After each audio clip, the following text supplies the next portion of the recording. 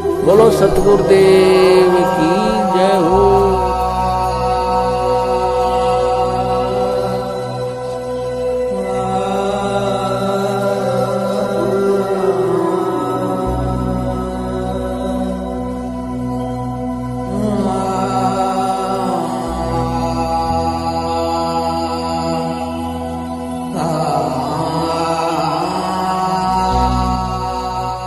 अब देखो पुण्यात्माओं, आप लोगों के साथ कितना बड़ा धोखा किया जा रहा है। देखिए, एक भगत को अपने गुरु की जरूरत क्यों पड़ती है।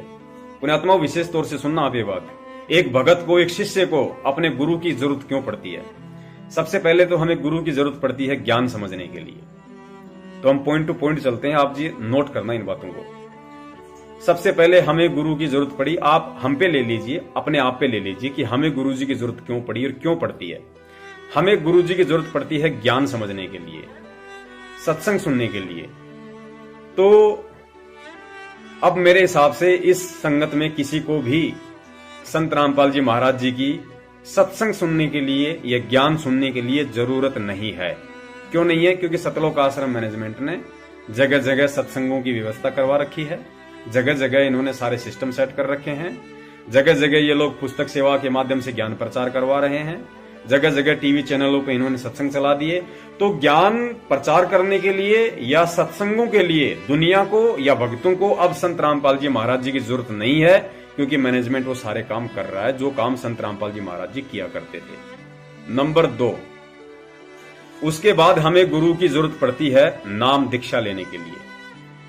तो नाम दीक्षा के लिए भी इन लोगों ने फर्जी नामदान केंद्र खोल रखे हैं। अतः भक्तों को और जगत वालों को किसी को भी नाम दीक्षा लेने के लिए संत रामपाल जी महाराज जी की जरूरत नहीं है, क्योंकि पुस्तक मिली, ज्ञान समझ में आया, नाम लेने के लिए फर्जी नामदान सेंटर खोल ही रखे हैं।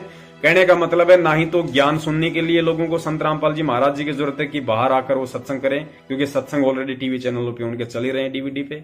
तो सत्संगों के लिए किसी को संत रामपाल जी महाराज जी की जरूरत नहीं है। सत्संग सुनने के बाद जब नाम दीक्षा लेने की बारी आती है तो उसके लिए भी किसी को संत रामपाल जी महाराज जी की जरूरत नहीं है। नंबर 3, उसके बाद हमें गुरु की जरूरत पड़ती है सतनाम लेने के लिए, जो 4 महीने बाद दिया जाता है।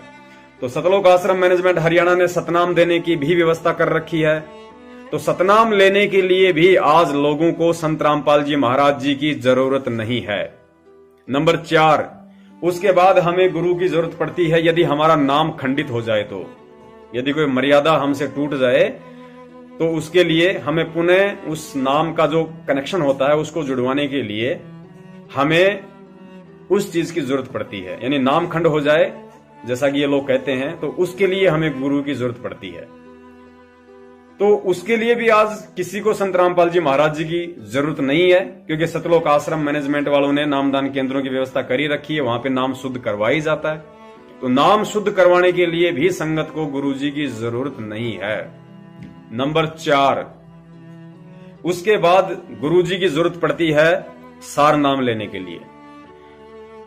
तो आप सबको पता है कि सतलोक आश्रम मैनेजमेंट हरियाणा ने आज से 6 महीने पहले ही संगत में आदेश पारित कर दिया था कि गुरुजी का आदेश है, जिन लोगों को 2011 से पहले सतनाम मिल चुका है वो अपने अपने फार्म नामदान केंद्रों पे जमा करवा दो, क्योंकि गुरुजी का आदेश है, उनको सार नाम दिया जाएगा। तो सार नाम के ठेकेदार हैं ये लोग। तो सार नाम लेने के लिए भी किसी को संत रामपाल जी महाराज जी की अब जरूरत नहीं है, क्योंकि आने वाले दिनों में ये लोग सार नाम भी देने वाले हैं। नंबर 5, उसके लिए लोगों को जरूरत पड़ती है यदि सार नाम खंडित हो जाए तो उसके लिए क्या करें। उसके लिए भी इन लोगों ने हिसार और रोहतक में पिछले 3 साल से सार नाम को भी शुद्ध करवाने की व्यवस्था कर रखी है, लोगों के सार नाम शुद्ध करवा रहे हैं। तो सार नाम शुद्ध करवाने के लिए भी ना भक्तों को संत रामपाल जी महाराज जी की जरूरत है, ना ही नए भक्तों को जो जुड़ते हैं उनको संत रामपाल जी महाराज जी की जरूरत है। नंबर 6, उसके बाद हमें गुरु की जरूरत पड़ती है दान धर्म करने के लिए, क्योंकि कहते हैं कि सुपात्र को दिया हुआ धन ही फलता है, गुरुदेव के हाथों में दिया हुआ धन ही फलता है। तो आज सतलोक आश्रम मैनेजमेंट हरियाणा वालों ने गुरुजी के आदेश बताकर दान भी करवा रहे हैं। तो दान का पैसा देने के लिए भी आज संगत को संत रामपाल जी महाराज जी की कोई जरूरत नहीं है, क्योंकि इनका गुरु सतलोक आश्रम मैनेजमेंट हरियाणा है, कोऑर्डिनेटर हैं, नामदान संचालक हैं। तो जिन लोगों को दान देना होता है, जिन लोगों को दक्षिणा देनी होती है, वो उन पंडितों को देके आ जाते हैं जो नामदान केंद्रों पे बैठे हैं। नंबर 7, इसके बाद भगत समाज को गुरु की जरूरत पड़ती है पाठ करवाने की, ज्योति करवाने की, क्योंकि वेदों में लिखा है, परमेश्वर के विधान में लिखा है कि ज्योति पाठ करवाने से, परमात्मा की महिमा की चर्चा करवाने से भगत को विशेष लाभ होता है। तो ज्योति और पाठ करवाने के लिए भी आज संगत को संत रामपाल जी महाराज जी की जरूरत नहीं है, क्योंकि आप सबको पता है पिछले 3 साल से सतलोक आश्रम मैनेजमेंट हरियाणा नामदान केंद्रों पे ज्योति पाठ करवा रहा है। उसके बाद हमें गुरु की जरूरत पड़ती है कि हम ज्योति पाठ करवाएं, उसके बाद हमें उस पाठ का प्रसाद लें, ताकि हम उस प्रसाद को खाएं तो हमारे पाप कर्म हल्के हों। तो उस पाठ का प्रसाद लेने के लिए भी संगत को संत रामपाल जी महाराज जी की जरूरत नहीं है, क्योंकि जब आप इन फर्जी नामदान केंद्रों पे झूठे पाठ के पैसे जमा करवाते हो तो आपको कहा जाता है कि आप मुंडका आश्रम में आ जाना, वहां पे आपको पाठ का प्रसाद दे दिया जाएगा। तो भाई साहब, पाठ करवाने के बाद जो उसका प्रसाद मिलता है, उसके लिए भी आज संगत को संत रामपाल जी महाराज जी की जरूरत नहीं है। नंबर 9, उसके बाद संगत को जरूरत पड़ती है अपने गुरुदेव से प्रार्थना करने के लिए। यदि कोई दुख हो, तकलीफ हो, कोई शंका हो, तो गुरुजी से हम आश्रम में प्रार्थना किया करते थे दर्शनों के समय। तो गुरुजी से प्रार्थना करने के लिए भी आज गुरुजी की जरूरत नहीं है, क्योंकि सतलोक आश्रम मैनेजमेंट ने 12-12 हजार रुपए की तनख्वाह पर दिल्ली में 4-4 गुरु बैठा रखे हैं, जो पीले पर्चे पे नीचे जिनके नंबर आते हैं। क्योंकि संगत ने जो भी परेशानी होती है तुरंत उनको फोन लगा देती है, वो तुरंत आपकी शंकाओं का समाधान कर देते हैं। तो शंकाओं के समाधान के लिए भी आपने संत रामपाल जी महाराज जी की कोई जरूरत नहीं है कहीं प्रार्थना लगाने के लिए। उसके बाद गुरुजी की जरूरत पड़ती है आशीर्वाद के लिए। तो पुण्यात्माओं, आज संगत को संत रामपाल जी महाराज जी का आशीर्वाद लेने के लिए भी उनकी जरूरत नहीं है। क्यों नहीं है? क्योंकि साधना टीवी चैनल पे लास्ट में छोटा सा आशीर्वाद दिलवा दिया जाता है।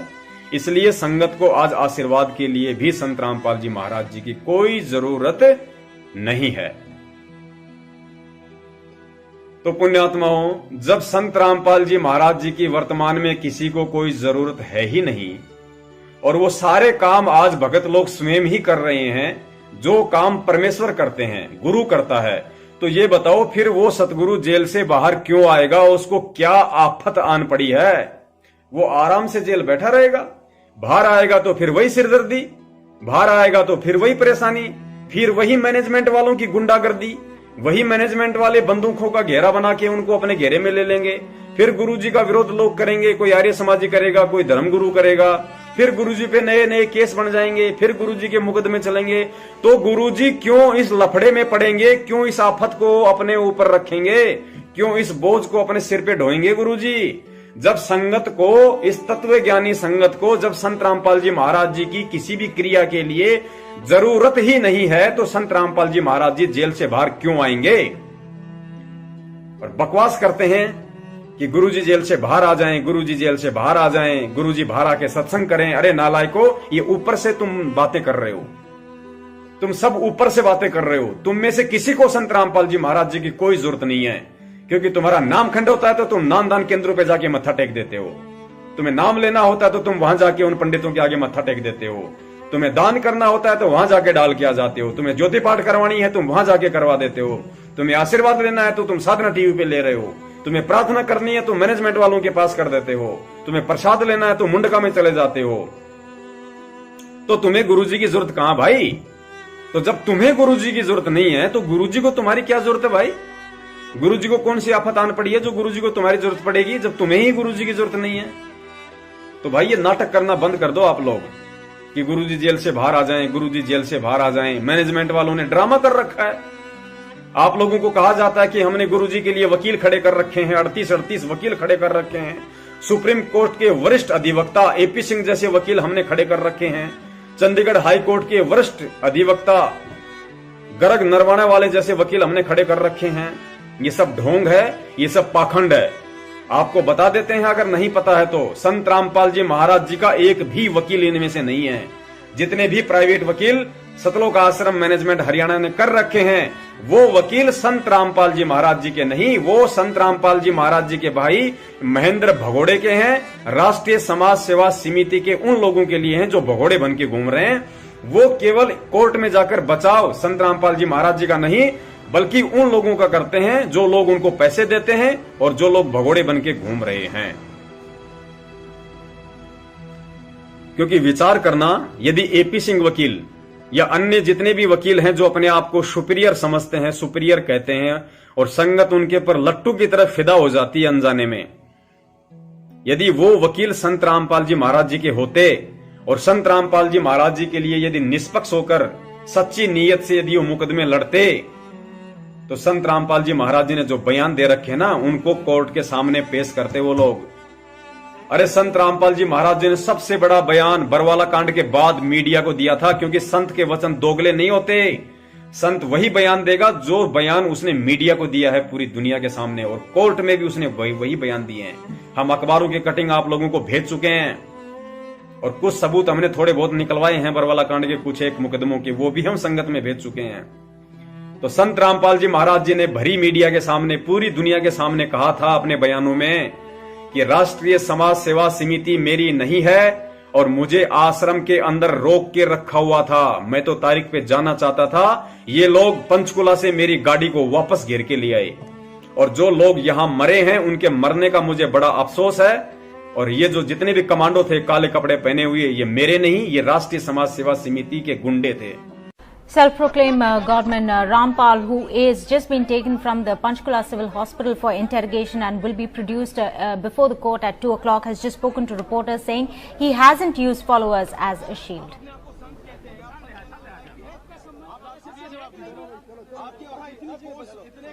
रिपोर्ट आ चुकी है, आपको मेडिकल रिपोर्ट आ चुकी है, उसमें है कि आप बिल्कुल सही है, लेकिन कोर्ट को गुमराह कहीं न कहीं किया गया। ये कहा जाता रहा कि आप अस्वस्थ है, जिसकी वजह से कोर्ट में पेश नहीं हो पाए। अब स्वस्थ हो गया, मैं पहले बीमार था। रामपाल जी, आपकी जो बेल एप्लीकेशन थी वो भी अब रिजेक्ट कर दी गई है, जो 2008 में आपको बेल मिली थी कोर्ट की तरफ से, उसके बारे में क्या कहना है? धन्यवाद। जो पूरा विवाद हुआ उसमें 6 लोगों की जान गई, आपको कोई अफसोस है उस बात का? बहुत अफसोस है जी।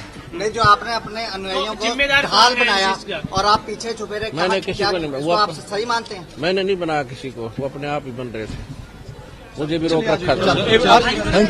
आपके ऊपर इतने इल्जाम है सर, आपके ऊपर इतने इल्जाम झूठे कैसे हैं आपके ऊपर? आपके गुंडे इतने खड़े थे वहाँ पे, हजारों आदमी हरियाणा पुलिस से। मेरे नीचे राष्ट्रीय समाज सेवा समिति नहीं, तो आपकी समिति है? नहीं, अरे आपकी समिति है बाबा। आप अपने आप को संत कहते हैं, आप संत कहना लायक भी है? आप आपसे भी ये जवाब दीजिए। आपके वहाँ इतनी फोर्स, इतने गुंडे, इतने आर्मी खड़ी है हरियाणा पुलिस के ऊपर, आप लोगों के ऊपर आपने इतना बंदी बनाए रखा है। जितने लोग आपके आश्रम से निकले हैं वो सब कह रहे हैं कि उन्होंने आपको, आपके लोगों ने उनको बंदी बनाया हुआ था। नहीं रामपाल जी, आपके कह रहे हैं आरोप आपके ऊपर, आप अपने आप को संत बुलाते हैं, जो आपका गॉडमैन और कॉनमैन, और आपसे जो जिस तरीके से मीडिया को टारगेट किया गया, हथियार को सब गॉडमैन और कॉनमैन। रामपाल जी, कोई बात नहीं। तो पुण्यात्माओं, और क्या बयान बाकी रह गया और क्या सुनना बाकी रह गया परमेश्वर के मुख कमल से। अब विचार करो, यदि ये जितने भी वकील हैं, यदि ये संत रामपाल जी महाराज जी के वकील हैं, और यदि होते तो ये लोग संत रामपाल जी महाराज जी के इस बयान आधार से, इस वीडियो वाले बयान के आधार से आज पूरे के पूरे सतलोक आश्रम मैनेजमेंट हरियाणा को, राष्ट्रीय समाज सेवा समिति को, और जितने भी लोग भगोड़े बन के घूम रहे हैं उनको कोर्ट में हाजिर करते, कि जब तक ये लोग कोर्ट में हाजिर नहीं हो, जब तक ये लोग पकड़े ना जाएं, तब तक ये मुकदमा आगे नहीं चलना चाहिए था। क्योंकि जब गुरुजी ने मुख्य दोषी ही सतलोक आश्रम मैनेजमेंट हरियाणा को बता दिया, तो पुण्यात्माओं फिर ये वकील क्या वहां पे झक मराने के लिए जाते हैं? ये क्यों गुरुजी के उस वीडियो वाले बयान को कोर्ट में पेश करते हैं? क्यों गुरुजी का पक्ष नहीं रखते ये लोग? क्यों ये लोग सतलोक आश्रम मैनेजमेंट हरियाणा और राष्ट्रीय समाज सेवा समिति के तलवे चाटते हैं? आज तक इन वकीलों ने एक भी शब्द जाके कोर्ट में क्यों नहीं बोला कि मेरे मुवक्किल संत रामपाल जी महाराज जी ने बरवाला कांड का दोषी राष्ट्रीय समाज सेवा समिति को बताया है, और राष्ट्रीय समाज सेवा समिति के जितने भी लोग हैं, जिन लोगों के नाम संत रामपाल जी महाराज जी ने अपने बयानों में दिए हैं, उन लोगों को कोर्ट आदेश दे कि पुलिस उन लोगों को पकड़े, उन भगोड़ों को पकड़े और कोर्ट में हाजिर करे, ताकि संत रामपाल जी महाराज जी और संत रामपाल जी महाराज जी ने जिन जिन लोगों को दोषी बनाया है इन मुकदमों में, उनका आमना सामना हो, कोर्ट में बहस हो और फिर दूध का दूध और पानी का पानी हो जाए कि गलत कौन है और सत्य कौन है।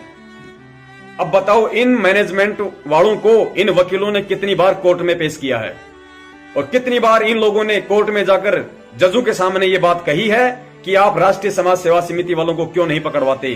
जिन लोगों को आपने पीओ घोषित कर रखा है, भगोड़ा घोषित कर रखा है, जो लोग वांटेड हैं, जो बरवाला कांड के दोषी हैं, जिनके विषय में संत रामपाल जी महाराज जी ने बयान दे रखे हैं, उन लोगों को आज तक गवर्नमेंट ने और इस प्रशासन ने, सरकार ने क्यों नहीं पकड़ा, क्यों नहीं कोर्ट में पेश किया। ये लोग क्यों बोलेंगे ये बात? वकील कभी जिंदगी में भी ये बात नहीं बोलेंगे, क्योंकि डॉक्टर कभी नहीं चाहता कि दुनिया स्वस्थ हो जाए। वकील कभी नहीं चाहेगा कि किसी के केस का फैसला हो जाए, क्योंकि सतलोक आश्रम मैनेजमेंट हरियाणा से ही इन वकीलों की दाल रोटी चल रही है। पुण्यात्माओं, आपको एक बात बताते हैं। एक बहुत बड़ा वकील था, और इतना बड़ा वकील था कि वो बहुत सारे बड़े बड़े लोगों के मुकदमे लड़ा करता था। काफी नाम था उसका। उसने अपने बच्चे को पढ़ा लिखाकर बहुत बड़ा वकील बना दिया अपने जैसा, और वो वकील साहब रिटायरमेंट हो गए, पोते पोती हो गए उनके, बढ़िया उनके लिए सब कुछ सेट कर दिया उसने। अपने बेटे को उसने उसी कोर्ट में उसने वकील बना दिया, अपनी सारी शिक्षा दीक्षा दी उसको, अच्छा वकील बना दिया। एक दिन उसका बच्चा कोर्ट से रात को घर पे आता है, हाथ में उसके मिठाई का डब्बा था, और खुशी खुशी सीधा सीधा अपने बाप के पास गया और बोला, पिताजी पिताजी, आज यदि आप अपने पुत्र की उपलब्धि सुनेंगे तो आपका सीना चौड़ा हो जाएगा गर्व से। तो बाप ने कहा कि बेटा बता ऐसी क्या बात है। बोला, पहले आप मुंह मीठा करो। उसने एक लड्डू निकाला, पिता के हाथ में दिया।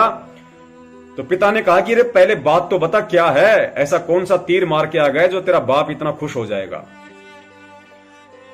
तो उसके बेटे ने कहा कि पिताजी, आप सेठ हल्दीराम का पिछले 40 साल से मुकदमा लड़ रहे थे। हाँ बोला, बेटा मैं लड़ रहा था। बोला, पिताजी पिछले 40 साल से आप उस मुकदमे को नहीं सुलझा पाए, और आपका बेटा आज उस मुकदमे को सुलझा के आ गया, आज हल्दीराम के बेटों को न्याय दिलवा के आ गया।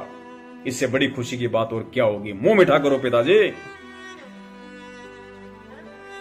तो उसके पिता ने क्या किया, वो मिठाई का डब्बा तो रखा नीचे, और एक उसके कान के नीचे लगाई खींच के, और बोला, हरामखोर, अरे जिस हल्दीराम वाले मुकदमे के पीछे नालायक मैंने तुझे पढ़ा लिखा के वकील बनाया, जिस मुकदमे के पीछे मैंने 3-3 बहनों की एक से एक परिवार में लाखों रुपया खर्च करके शादियां कर दी, जिस मुकदमे के पीछे आज मैं तेरे बच्चों को बढ़िया बढ़िया स्कूलों में पढ़ा रहा हूं, और जिस मुकदमे के पीछे आज तुम भाइयों के लिए मैंने अलग अलग कोठियां बना दी हैं, और नालायक तूने उसी मुकदमे को आज सुलझा दिया, तूने तो न्याय का कत्ल कर दिया।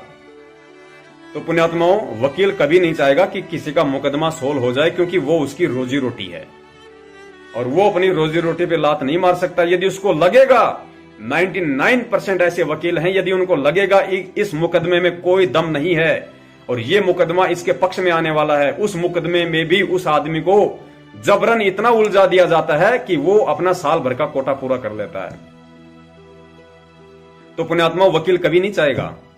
तो ये जितने भी वकील हैं, चाहे एपी सिंह वकील हो, चाहे गर्ग नरवाणा वकील हो, या सतलोक आश्रम मैनेजमेंट के जो सुनीता वकील है, और ये जो दिलबाग सिंह वकील है, ये जितने भी वकील हैं जो अपने आप को वकील कहते हैं, पुण्यात्माओं, ये सारे के सारे वकील सतलोक आश्रम मैनेजमेंट हरियाणा के हैं, उनके तलवे चाटते हैं, उनके पैसों पे ये अपनी रोजी रोटी कमा रहे हैं, क्योंकि सतलोक आश्रम मैनेजमेंट हरियाणा उनको फीस देता है, उनको पैसा देता है। तो पुण्यात्माओं, यदि सतलोक आश्रम मैनेजमेंट हरियाणा आप और हम भक्तों की जेब काट के उन वकीलों को पैसा दे रहा है, तो वकील तो उसी की गाएगा जो उसको फीस देता है। तो आप मुझे ये बता दो कि ये वकील संत रामपाल जी महाराज जी के खिलाफ इस राष्ट्रीय समाज सेवा समिति को कोर्ट में क्यों पेश करेंगे, और क्यों ये संत रामपाल जी महाराज जी का सही पक्ष कोर्ट में रखेंगे? कभी जिंदगी में नहीं रखेंगे ये लोग। तो आप लोगों ने आंखें खोलनी चाहिए पिछले 4 साल से। इसलिए तो हम लोगों को मूर्ख बनाया जाता है। गुरुजी के बयान संगत में सार्वजनिक नहीं किए जाते। क्यों नहीं किए जाते? क्योंकि गुरुजी के मुकदमे में कोई सही तरीके से पैरवी हो ही नहीं रही। गुरुजी के मुकदमों को अटकाया जा रहा है, तारीखों पे तारीखें डलवाई जा रही हैं, क्योंकि सही तरीके से बहस होती नहीं है। और जजों के पास, कोर्ट के पास इतना टाइम नहीं होता कि वो उनकी गहनता से जांच करे, क्योंकि जजों का दिमाग तो वैसे ही भरा होता है। करोड़ों केस पेंडिंग चल रहे हैं हिंदुस्तान की जुडिशरी में, न्यायपालिका में। संत रामपाल जी महाराज जी आपके लिए भगवान होंगे, हमारे लिए परमात्मा होंगे, जजों के लिए परमात्मा नहीं है। उनके लिए वे एक मुजरिम है, एक सजा याफ्ता कैदी हैं, और वो उनको उसी दृष्टि से देखते हैं जिस दृष्टि से वो एक अन्य सामान्य नागरिक को देखते हैं। तो आप और हमारे को मूर्ख बना के, हमारे कंधे पर बंदूक रखकर, हमारे से ही पैसा लेकर, हमारे से दान लेकर, हमारे से पैसा लेकर, वही दान का पैसा गुरुजी के खिलाफ यूज किया जा रहा है इन वकीलों को देकर, क्योंकि ये वकील गुरुजी के खिलाफ काम कर रहे हैं। तो पुण्यात्मो, आपका दान आपके ही गुरु के खिलाफ यूज में हो रहा है, तो हमसे बड़ा गुरुद्रोही और कौन होगा। इसलिए ये लोग गुरुजी के बयान संगत में पारित नहीं करते, क्योंकि अगर बयान संगत में भेज देंगे तो संगत को मालूम पड़ जाएगा कि इन वकीलों ने आज तक किया क्या है। आप लोगों को मूर्ख बना दिया जाता है, फला फला दिन गुरुजी की इशार में तारीख है, आप लोग वहां पे सज धज के, वहां पे मतलब बनाजी बन के आप वहां चले जाते हो। आपको पता ही नहीं गुरुजी का कौन से केस में तारीख है, और जिस केस में गुरुजी की तारीख है उस केस में क्या हो रहा है, उस केस में कौन वकील है, उस केस में कब से बहस चल रही है, उस केस में क्या रिजल्ट आता है, आज के मुकदमे में क्या हुआ, आपको कुछ नहीं बताया जाता। आपको अगर बताया जाता है तो 2 बजे बताया जाता है कि गुरुजी की तारीख हो चुकी है, अब सब अपने घर जा सकते हो, और आप लोग अपना बोरिया बिस्तर बांध के गधे की तरह जाते हो और सुअर की तरह वहां से वापस आ जाते हो।